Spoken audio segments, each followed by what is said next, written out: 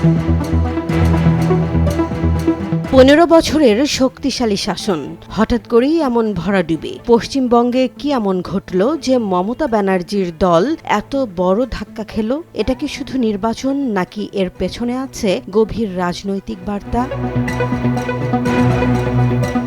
ফলাফল স্পষ্ট। ক্ষমতায় আসছে ভারতীয় জনতা পার্টি, আর প্রথমবারের মতো 2/3 বেশি আসন নিয়ে। অন্যদিকে তৃণমূল কংগ্রেস এখনও হার মানতে নারাজ। তাদের অভিযোগ, নির্বাচন কমিশনের সহায়তায় ভোট লুট করা হয়েছে। কিন্তু প্রশ্ন হলো, জনতার রায় কি সত্যিই অন্য কিছু বলছে?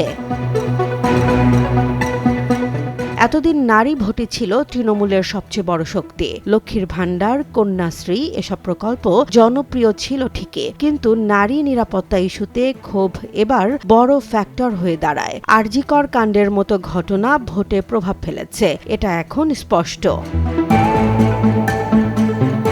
প্রায় 90 লাখ নাম বাদ পড়েছে। এটা ছিল বিশাল পরিবর্তন। তৃণমূল বলছে এতে তাদের ভোট কমেছে। অন্যদিকে বিজেপির দাবি ভুয়া ভোটার বাদ পড়েছে। বাস্তবতা হলো, এই প্রক্রিয়ায় লাভবান হয়েছে বিজেপি। 15 বছরের শাসনে কাঠমানি সিন্ডিকেট দুর্নীতির অভিযোগ জমে উঠেছিল। তার সঙ্গে যোগ হয়েছে চাকরির অভাব। শেষ মুহূর্তে ভাতা দিয়েও সেই ক্ষোভ কমানো যায়নি।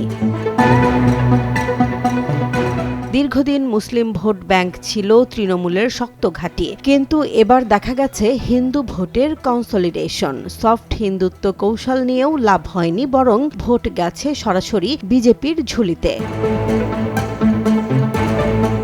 নির্বাচনের সময় নির্বাচন কমিশন পুরো নিয়ন্ত্রণ নেয়। 2 লাখের বেশি কেন্দ্রীয় বাহিনী মোতায়েন, ফলে শান্তিপূর্ণ ভোট, কিন্তু শাসক দলের প্রভাব কমে যায়। এটাই হয়তো সবচেয়ে বড় টার্নিং পয়েন্ট। এই ফলাফল শুধু একটি নির্বাচনের হার জিত নয়, এটা পশ্চিমবঙ্গের রাজনীতিতে একটি বড় পরিবর্তনের সংকেত। মমতা ব্যানার্জি কি ফিরে আসতে পারবেন, নাকি ভারতীয় জনতা পার্টি গড়বে নতুন রাজনৈতিক বাস্তবতা? আগামী দিনেই মিলবে সেই উত্তর। জেসমিন জাহান, নিউজ ডেস্ক, জনবাণী।